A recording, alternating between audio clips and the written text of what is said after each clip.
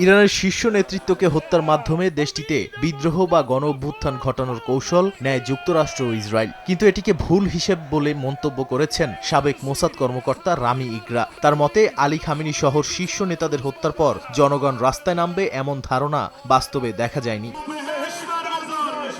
তিনি বলেন, কোনো বিপ্লব ঘটাতে হলে শক্তিশালী গণ আন্দোলন ও স্থানীয় নেতৃত্ব প্রয়োজন, যা বর্তমানে ইরানে অনুপস্থিত। নির্বাসিত নেতা রেজা পাহলভিকে সামনে রেখে পরিবর্তন আনার ধারণাকেও অবাস্তব বলে মনে করেন তিনি। তার মতে বাইরের চাপ দিয়ে ভেতরের শাসন পরিবর্তন করা সহজ নয়।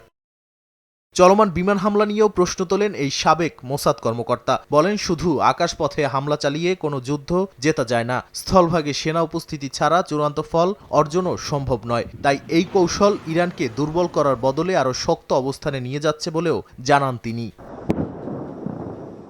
সংঘাত ইরানকে পারমাণবিক অস্ত্রের দিকে ঠেলে দিতে পারে বলে সতর্ক করেন সাবেক এই মোসাদ কর্মকর্তা। নতুন ধর্মীয় নির্দেশনায় পারমাণবিক বোমার পক্ষে অবস্থান নেয়ার ইঙ্গিতও দেখা যাচ্ছে। পাশাপাশি সংঘাতটি ধীরে ধীরে জ্বালানি যুদ্ধের দিকে মোড় নিচ্ছে, যা বৈশ্বিক পরিস্থিতিতে বড় প্রভাব ফেলতে পারে। নাদিম মারজান, সময় সংবাদ।